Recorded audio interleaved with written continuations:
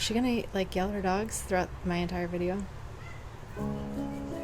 You could just get out of the street. She just said get out of the street. There's one right there. Do you see him? He's right there. That's Nala in the street. Hi everybody, welcome to the show. Today is episode 79 and we will be talking about May finished objects. Today is June 1st, so happy Pride for everybody.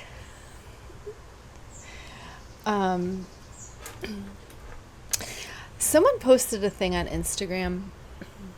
I don't know who it was, and the reason I loathe Instagram so much is that they show me something one time and then I can't ever find it again unless I happen to remember who posted it in the first place. Like Facebook, it like shows me this, they show you the same stuff like all day long, right? Like the whole day you see the same posts, because I do the recent things. So, and like Instagram's like the exact opposite. So if I saw something I really liked, either I have to save it real quick before it refreshes and it goes away, or I have to know who posted it. And I don't think it was someone I follow, because I went through like every single person I follow on Instagram and looked through their, went to their profile thing to see, and I couldn't find it. But they had written about what Pride Month means as an ally and as a small business owner, as a handcrafter, all these things. And I thought they brought up some great points, and I'd like to discuss them quite quickly. The main point was that if you are an ally, if you are yourself not a member of the LGBTQIA+,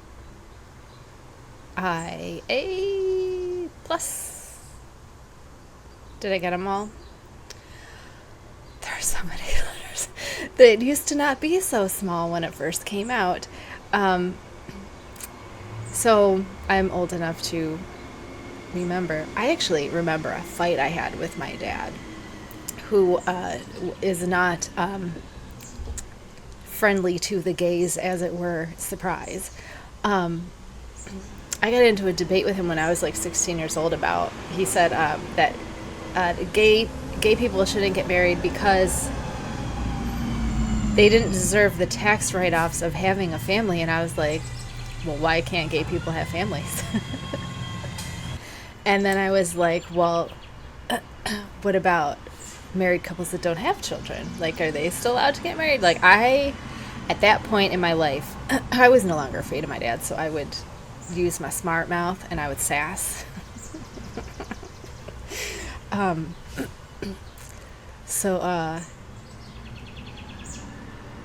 Yeah, good times. It's a good memory. I have good memories of that. My dad had such backward views. I don't know if he still does because I don't talk to him. But anyway, my point was, this person, I wish I could credit them because I would send you to their thing because they wrote up this big giant thing. But I don't think they were a yarn maker. I just think it just somehow got thrown in my feed because, as a suggested thing. Because I get all kinds of stuff in my feed that's like suggested. That has nothing to do with knitting. Because on my one account, on my Morning Dew Studio, I follow only knitters, designers, indie dyers. It's that one's knitting. My personal one is ridiculousness. Bunch of weird stuff. But for this one, and I know I was on this one because I was, I'm typically on it, just looking at what everyone's doing. Anyway, they talked about that pride for allyship. If you are an ally, you should be directing. This is the month to highlight. I'm just going to use the word gay because it just encompasses everything. We encompass everything in the word gay. So if you're an ally, you want to highlight those gay businesses that might do what you do, or for any reason. So this is not the time for yourself to be bringing forth the rainbows unless you are going to take proceeds of that and donate them to a cause. And I thought that was really important because when you see all these big giant corporations trying to cash in on Pride, that money's not going to, in large portions, that money is not going to help the gay community, which is, what is the point of Pride then? If we're not helping the community, what is the point? This is like exposure versus money. Like, oh, come do this for free and you'll get exposure. Well, that's great, but I got to eat. You know what I mean? To me, it's the same argument. So while it's great that we're seeing representation in places like Target, and I don't know if that Target gives money to, I don't think they do, but I know Walmart does. Walmart for sure is not friendly to the gay community. So maybe don't buy rainbow stuff at Walmart. But like I said, it's a cash thing. It's for money. It's capitalism. That's what it is. So be mindful of what you're doing if you are not part of the community. And that also, there's a caveat there, because there are also people in this community that are not out and that don't want to be out for a variety of reasons. So it's important that we don't accidentally out them if they don't want to be out. So that's a hard thing to do if you are not out, but you still want to celebrate Pride Month. How do you do that? You could still do what allies should do and pump up others. If you want to yourself if you're selling stuff and you want to drum up donations for your favorite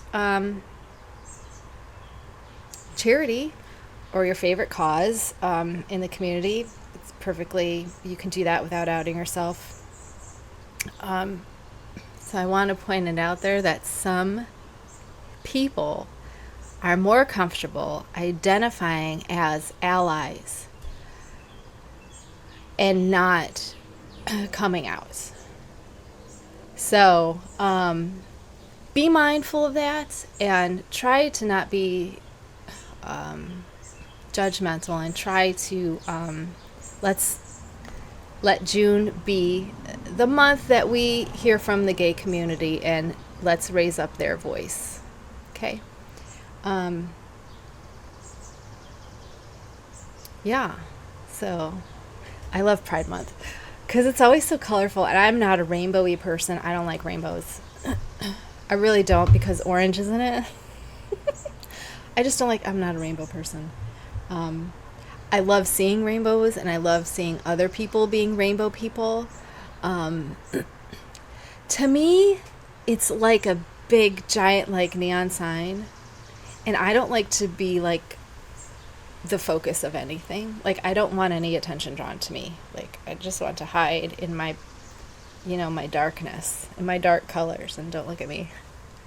So I love people that are so comfortable just wearing rainbows and being like, look at me. And I love it. I love it. I love it so much. Our community out here is not, at least it wasn't when I was younger, when I was a youngin'. It was not all that supportive. It was quite gatekept. And so I did not like to spend a lot of time in it. But I do have friends that are in the community, and you always want to support your friends, and I do that by voting. I think that's the most important thing you can do to be an ally or to be a productive member of the community is to vote and use your money and vote, because those are the two things that have the most power, is voting and money. So that's where I go. Like, I'm not shopping at places that are, that I remember, I did not mean to go off on this tangent of Pride Month, but it is the first in I just opened up Facebook and there are rainbows everywhere, and it just makes my heart so happy. Because I am old enough to remember a time where that wasn't, you couldn't, especially, I love that. I mean, it's still not safe to come out for everybody. I wish we didn't have to come out. I wish it wasn't a big deal. I wish we were just who we are and it wasn't any big deal. That it wasn't anybody's business. That's kind of where I sit on it. Where it's like it's not anyone's business what you decide to do or who you decide to do it with. You know what I mean? If you're not hurting anybody, I don't care what you do. And I'm not hurting anybody, so I don't want anyone to care what I do either. But for some people, it's a big part of who they are, and I can understand that. And I think that's why it's such a struggle to have a bigger sense of belonging. Because when you struggle, in your youth especially, where you're alone, I wonder how much that is now, because I don't have kids in school. You know, I don't have kids, so I always wonder, like, how it is in school now. If you know, if the gay kids are out in school and if they're okay. And if there are trans kids in school, are they out? Are they okay? I always worry about that because I was bullied incessantly in school for just being weird. I mean, I don't think it was anything specific. It was just that I was weird. And I was a sensitive person, so I didn't like stick up for myself or fight back or anything. I would just slink, you know. So, and I'm trying to even think if I don't think we had anyone that was out in my class when I graduated in 1995, and I don't remember. It's hard. I mean, my memory is terrible anyway. I remember my sister was 2 years behind me, and she had I know one of the boys she was friends with was out in school, and I think he had to stay with us a few times because his family was not very nice to him. I can't even remember his name. I can remember his face. I can remember talking to him, but I cannot remember his name. It was probably something very easy like Joe, and I've forgotten. Anyway, let's make this a great Pride Month, and let's celebrate members of the gay community that are part of our human community, and let's start acting like it, please. Thank you. What else did I have to say? Oh my God, you guys, Stranger Things, right? No spoilers. I'm not going to say any spoilers about Stranger Things, except for the fact, and this isn't a spoiler, it's not giving anything away, but this isn't the full thing. There are 2 more episodes coming in July. So if you were expecting to binge watch it all weekend and be like, oh, yes, no, you still have to wait. You still have to wait for the last 2 episodes in July. I was livid. I'm like, we're watching. I'm like, I don't think they're going to wrap this up in time. They're running out of time. I don't think this is going to be wrapped up. But I'm like, this is really weird as like a climax. Like, I feel like we're missing something. And then I looked on IMDb and there's like 2 more. I'm like, oh, you're kidding me. I think everyone knows that now, though, that it's not the full season. But can we talk Goth Girl TM here? The one part, you know the top part I'm talking about. The what's her favorite song part. Okay, I'm going to do a spoiler here. Of this song, like, were you running 80s songs in your head of, like, I was like, oh my God, what's my favorite 80s song, right? I'm like, what's my favorite 80s song? And they had already played one, I think, earlier in the episode, or earlier in that season, so I was like, well, I don't think it probably would have been that one, but it had already been played, so I'm like, well, what are they going to pick? What are they going to pick? And I swear to God, I heard the first bit of it, and I'm like, oh, yes. Perfect. Perfect. Oh my God, I can't even tell you how many times I have danced in our goth club to that song.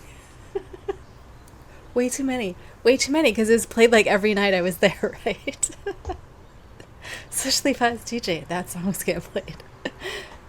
So happy. I've been listening to it nonstop, and I just read it's on like Billboard #1 on Billboard, Amazon, iTunes, Spotify, like it's everywhere. Makes me so happy, because what a freaking great song that was. And I mean, it probably is my favorite song of hers. I have another one that is up there. I did notice that they were editing it together wrong, which always irritates me when they use it like a real song in music or in movies and TV shows, and they edit it so you can't sing along because you're like, wait, that part doesn't go here.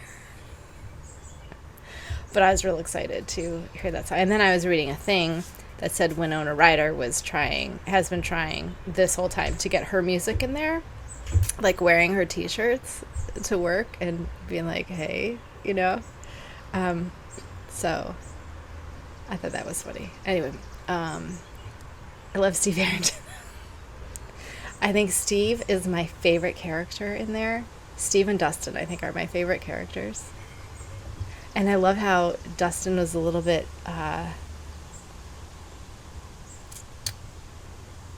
not ballsier, but like stronger. He seems stronger, like especially with Steve when he asked him if there were batteries in the thing, and he was like, I'm not even going to answer that. I was like, but I love Steve and his hair.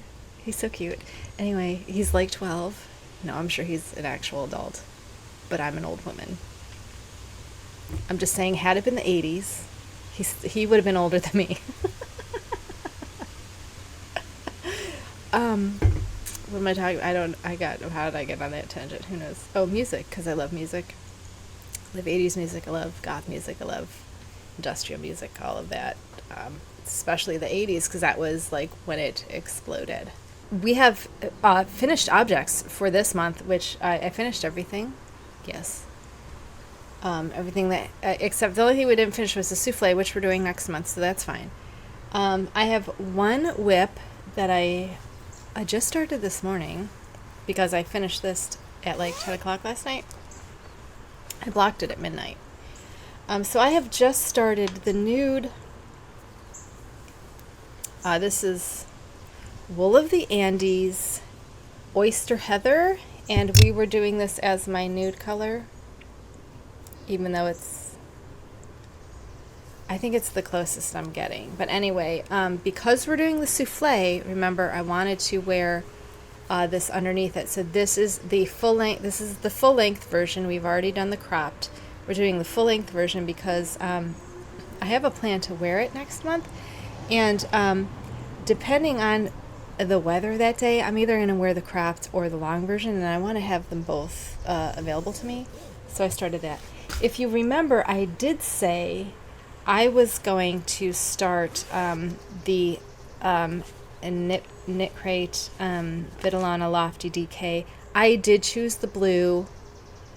I chose the blue because I like blue. But now this is DK, and the Wool of the Andes is worsted, so I could do both. But because I want that one done for a shirt, I want to do that first. My other whip that I am starting today is to restart. Here it is. I still haven't restarted. It's exactly where it was. The souffle. So I'm going to restart the souffle today too. Actually, I might wait till tomorrow because it's already like 1 o'clock. So I might just work on that top for a little bit longer. Okay, so one of the things that I did this month was this Blue Sky Fibers Woolstok worsted, and I made a DK knit top. It's the Midnight Sea colorway, which you're going to be able to see, the Midnight Sea. It is this glorious, really dark, it's like teal heathered with black or a really dark navy. I'm still not sure what color it is, but it's gorgeous, and it's like black but it's not black. So I love colors that are like black but they're not black. Like when you get close to them, they're not black. So we made a full length top this is my end. This is what I had left. I mean, I used up as much as I could. Now this is 100% fine Highland wool, and it is Peruvian Highland wool because the website said so. So this is my favorite wool. This is the same wool as the wool of the Andes, but this is fine Highland wool. It is so, I can't even, there's such a difference. There's such a difference. This is so soft. So what I did was, on Memorial Day, the store was open, so I went back and I got another 150 gram. This is cast iron, and it's not exactly, it's a charcoal gray. It's not black, it's a charcoal gray. So this is another 150. So this means I did all this with two, it had a beginning and an end, no other ends to weave in, which is my favorite thing to do. So another 150 made this whole thing. And it's a little bit longer than it needed to be, but I just left it. I also got, these are 50 grams, so I got 3. And these were deep velvet, and it is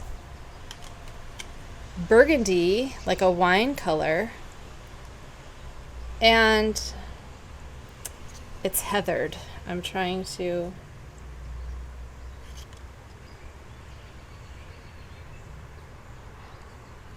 I don't know what color that is. I don't know if it's a purple or a blue or a gray. I mean, it's heathered with another deeper color, but then there is a lighter color that goes through it. That is like a, I don't think it, yeah, you can kind of see it right there a little bit. There's like, it's almost a shiny, sparkly,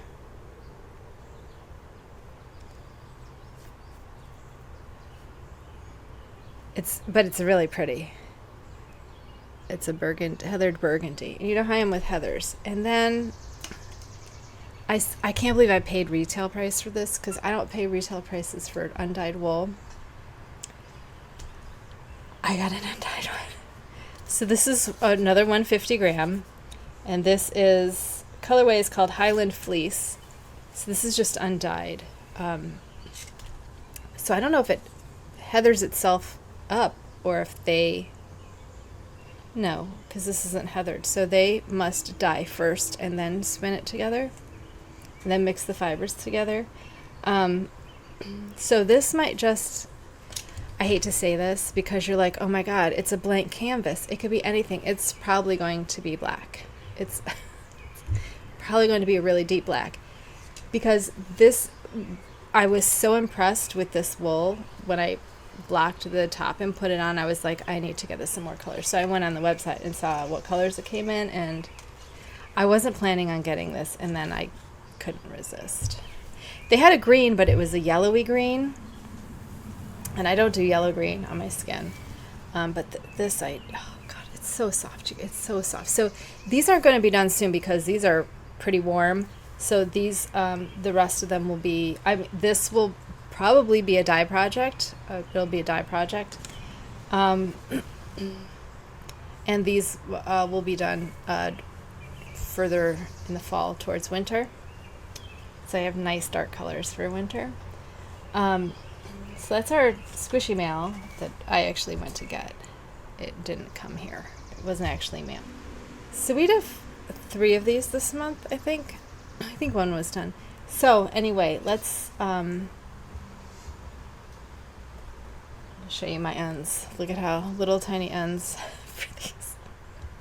I love making them up to like the very last. So this is,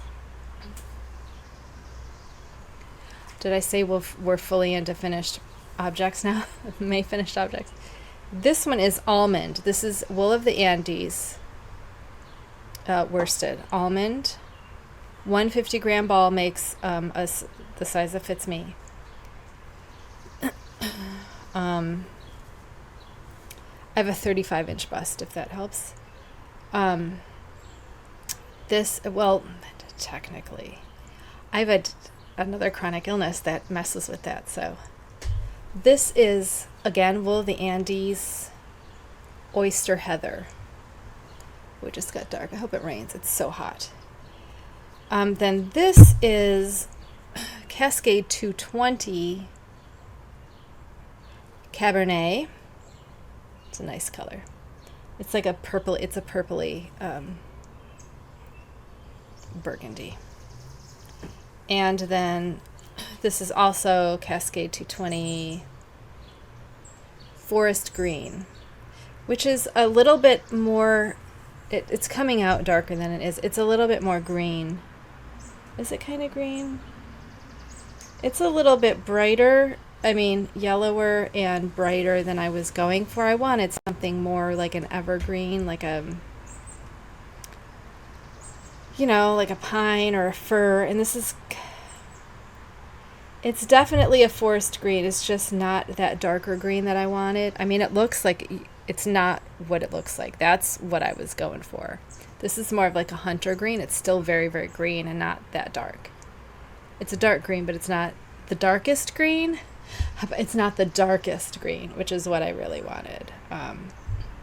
Still have not been able to find a really dark green. Next up, I want to talk about the shorts. I'm not entirely, I don't have my book with me, so I don't know exactly where it's from. Okay, one of these is from Wool to Die For, and the other one is from Dyer Supplier, and I don't know which is which. I want to say the first one I did was Dyer Supplier. I'm not sure. Anyway, it's 100 grams to 328 yards. So I have been wearing these. We talked about these earlier that you can't see. It has these like... they're like granny panties, to be honest. They're like Marilyn Monroe shorts. You know what I'm talking about, right? I'll try to have a picture up on my Instagram because I know it's so hard to get some stuff on here. And we all know my problem with superwash, right? My problem with superwash is that it never stops stretching. It just keeps stretching and stretching and stretching. So these are like humongous. I can totally fold it over on my stomach a lot. The other problem I'm having is I made the crotch wedge the specific size so it would cover. It would cover, right?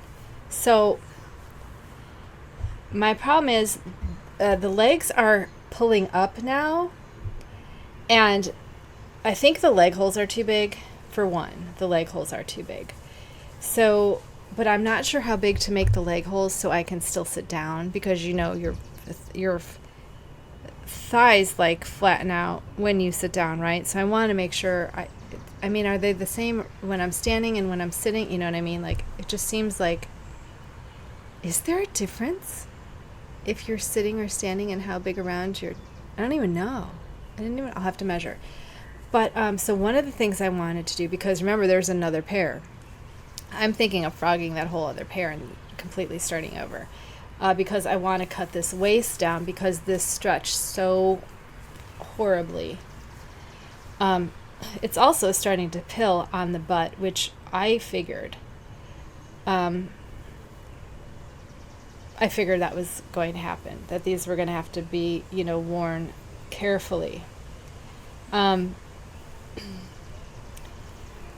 also getting a droop in the butt, which especially the ones that I had made, I made a pair of these and then we dyed them after they were made. And when I put them on, they fit perfectly.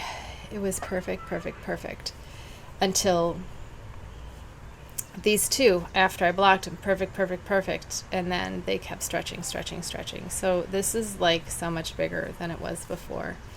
To where it doesn't even fit my belly.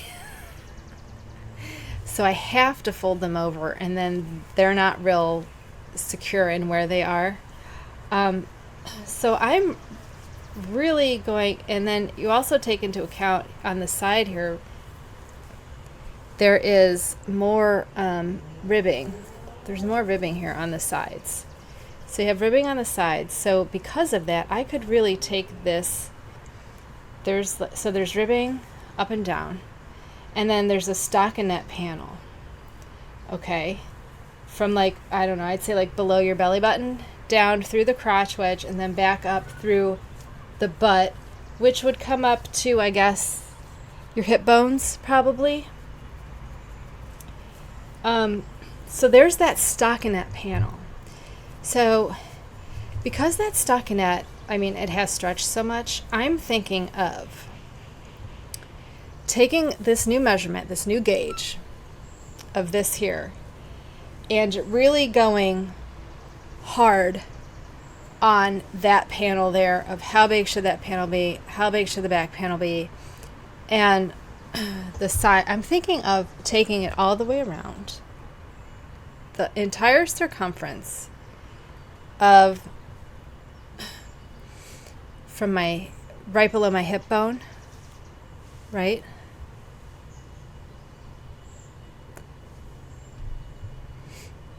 I'm trying to figure out where the widest part of my butt is, because that's on the lower end of this butt part where, remember, I did more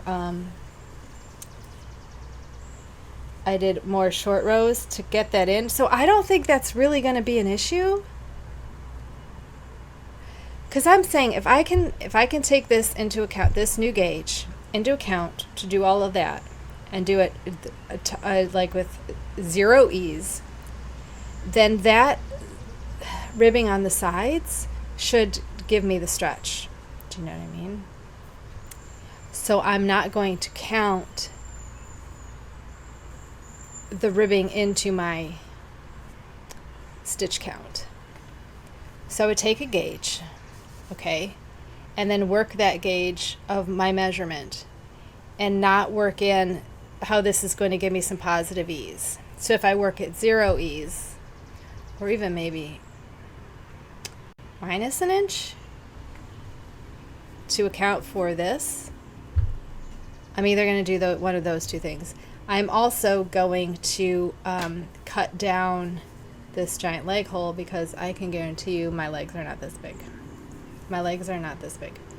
So I have a lot of measuring of myself and getting my gauge and figuring out how I'm going to make the next one fit, just because they got so much bigger.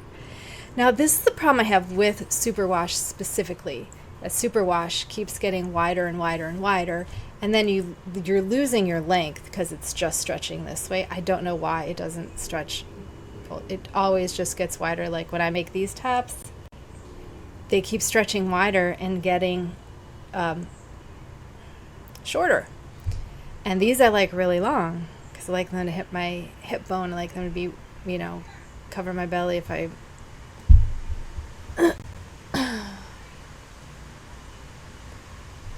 So anyway, what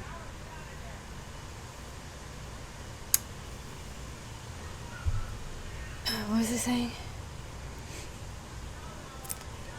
If I'm going to be limiting the amount of stretch it could do, or if I'm if I'm allowing it to stretch as much as it's going to stretch, which I'm pretty sure wearing these as much as I have, they have stretched out as much as they're going to. And because I still have more of this base, I know where this base comes from, I know the workup of it, I just have to look up. I just don't know it offhand. I do have it written down. But this is my experience with superwash. Anything, it just stretches widthwise, never lengthwise, which irritates me. So that new row gauge is going to have to be worked into how I'm working the pattern too. So I'm going to have to redo the complete thing. I'm going to have to redo the entire thing. I'm just going to have to redo the entire thing, like with my own measurements. And I'm going to have to write out, like sketch out these and what they were when I finished making them, because they fit great. So I'm going to take the measurements of that against the measurements of what I got and try to figure out like when I started the short rows, because I think I need to start them, like I'll try to measure. Is she gonna like yell at her dogs throughout my entire video? Anyway, have we talked about the shorts and what I'm gonna do with the shorts? We have a clear indication of how much work I have to do on these shorts to make them fit. Or I possibly could just make them in non-superwash, but then instead of pilling on the butt, I'm going to get felting. And that is like, I don't know, kind of making me feel worse about it. Okay, so shall we talk about this gorgeousness? This is Eleanor. Eleanor is my triangle bias triangle. I feel like I'm grabbing her butt over here. She's got a little butt. It's really cute. Eleanor is the shawl, not the mannequin. The mannequin does not have a name. What am I talking about? It is a triangle shawl. It starts right here. Okay, so it starts on here and ends right here, and you probably can't see. But I don't, you can't see the point. The point is the most important part. Look at that gorgeous point. I did not block this with wires. I just wet it and zhuzhed it and set it out because it's so huge. I was like, I'm not even going to bother. I haven't tried her on because it's 80 degrees today. But, so this right here is how much we got off the second colorway, which was Morning Dew. I do believe this is Morning Dew.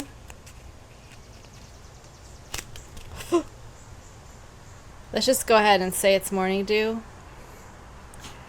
Check that to be sure.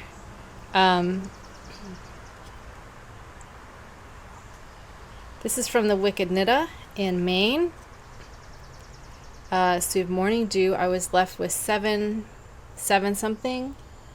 And the first color, Dewdrop, I was left with 4 something. And then I did not weigh these. I rewound them, but I did not weigh these. So extra.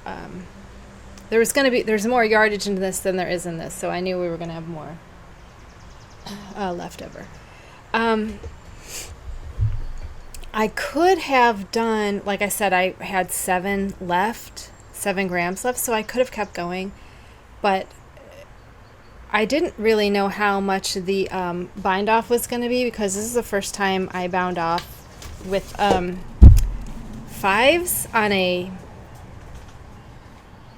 Okay, so my bind off, let me tell you how much my bind off was. Because I planned for 5 grams. Because my regular, just on a regular fingering, is I think 2.5 grams, I believe. So I was like, well, let's just do 5 and we'll be safe. So 924 minus 735. Okay, so the bind off was only 189. That sounds very, very wrong. So that sounds really wrong. So I could have, I'll know for next time. I could have gotten a few more, probably 3 rows, which at the 3 rows isn't going to make a huge difference. It's already a huge shawl. So I wasn't really worried about using up every little last bit. I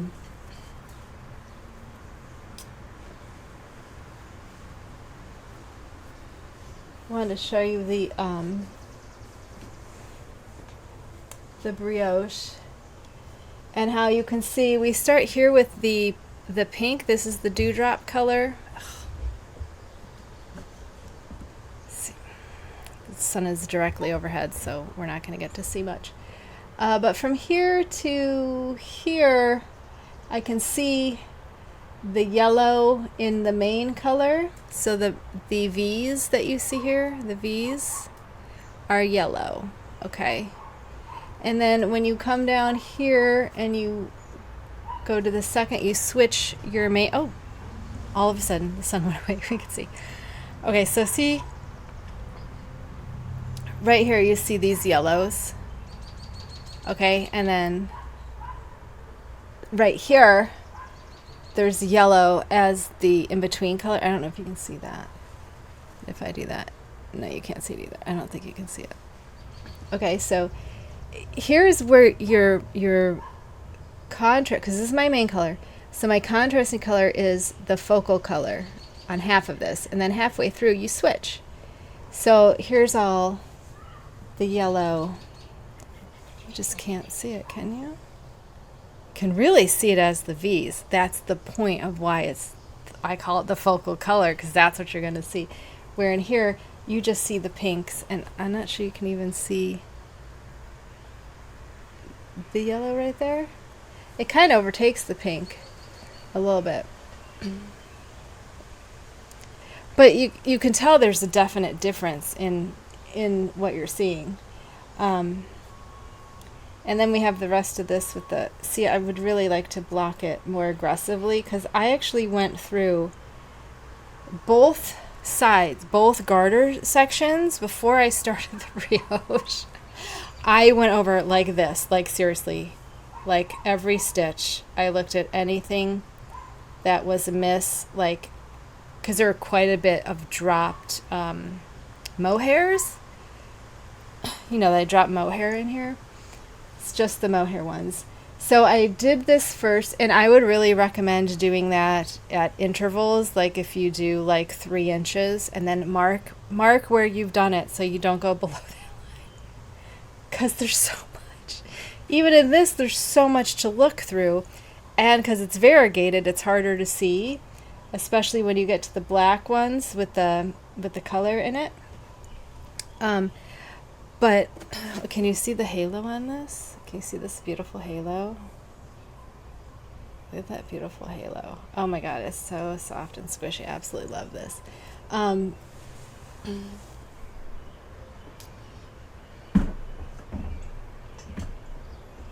So the pink is pretty long. And while this does technically have a right side and a wrong side, it doesn't. You can wear it either way. You could wear it the other way with the with your main color, the focal color, and then changing colors. Especially because these are so lightly variegated, you're not even going to notice. But this is huge. It's very big. Super squishy, super soft.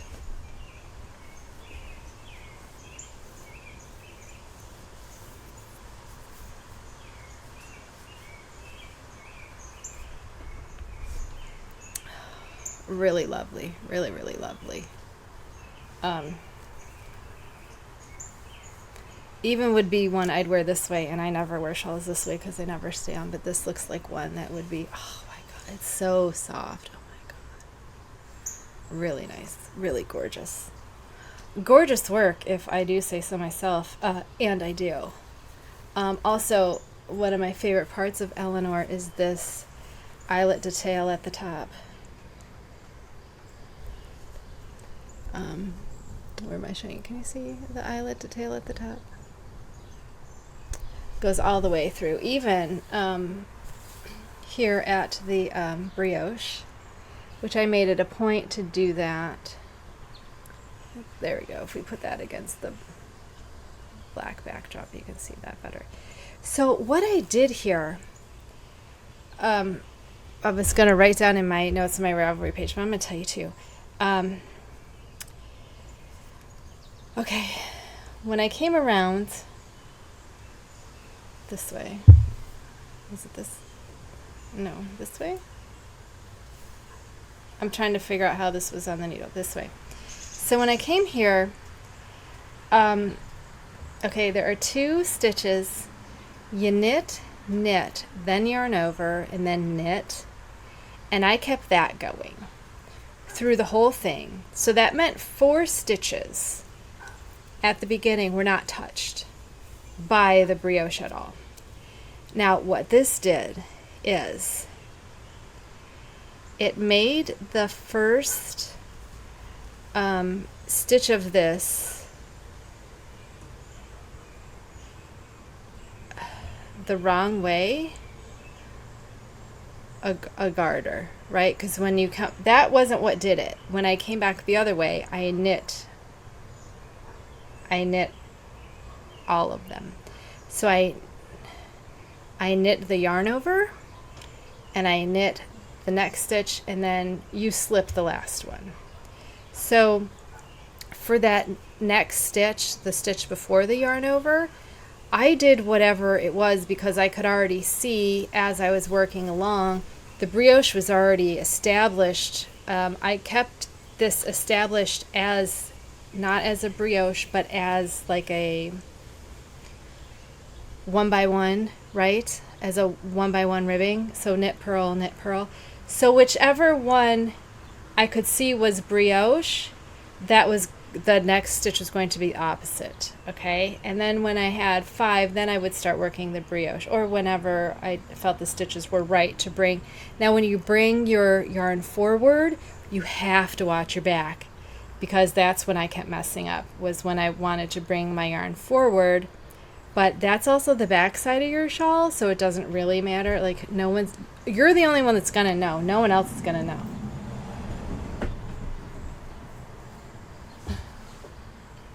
Anyway, love this. Beautiful colorway from Wicked Knitta.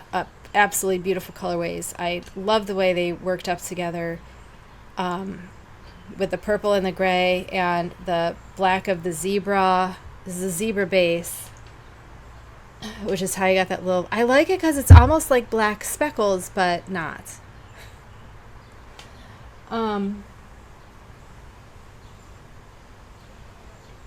I mean, I love both colorways, and I think together they made such a low contrast. I've never made... I do say if you want to make this pattern, I would tell you to buy a shawl called All About That Brioche by Lisa Hands. It is a wonderful pattern. It's a little bit harder than mine because mine is a 2-row repeat. I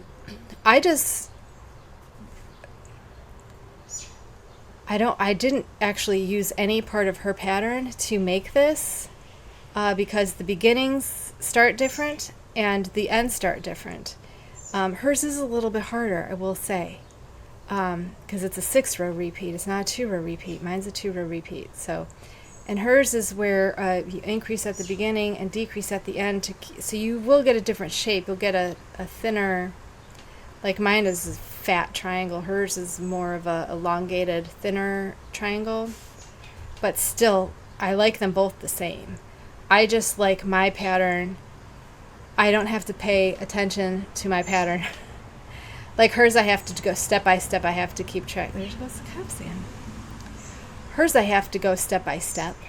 Mine, I don't. I can read it, which is, I like to read my work as I'm working. I don't like to go with a pattern. I absolutely hate beholden to a pattern and have to check the pattern at each row. It irritates me. I like to just, like these tops.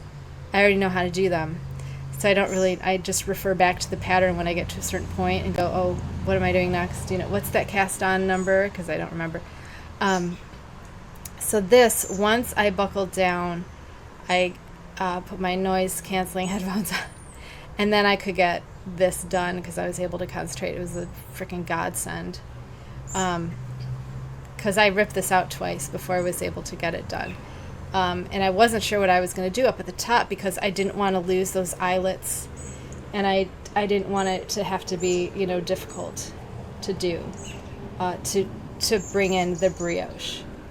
So I will write down what I did in my pattern, in my Ravelry thing, but I do not expect this to be released as a pattern because Lisa Hands already did it, and hers is way better than mine. It's written well. It's easy to follow. I'm just a more intuitive knitter, and I like to, not even intuitive, that's not even the right word. I like to look at my work from my work. I don't like to look at a pattern. But hers is perfect. It's very easy to do. Especially once you get, I mean, my first one was kind of hard, but the second one was super easy because you worked out all the kinks of if you've never done brioche before. And how to fix it, and when you mess up, because you will mess up. Guaranteed. This is what my fifth, this is at least my fifth one. And I still messed up a whole bunch of times. I'm just better at fixing it now. I absolutely love this with the mohair. I'm gonna make many more of these, and I'm just excited to see how I like Eleanor in this oversize, and see how she wears, which now it's probably gonna be now that it's 80 degrees, right? So what did we finish? We did 3 tops, 3 crop tops, 1 full top, shorts, and the Eleanor shawl that I forgot to write down here. So that's 3, 4, 5, 6. The almond, I think, no, the oyster, I think, was the first one. So 1, 2, 3, 4, 5, 6. We finished 6 things this month. That's a whole lot. Okay, well, good. Good for us. Okay, before my camera shuts off again, I'm going to tell you that next week is June dye project. That means tomorrow, Saturday, well, which is not tomorrow for me, but when I upload this, I have to do June project. Okay. Take care of yourselves. I'll see you next week. Bye.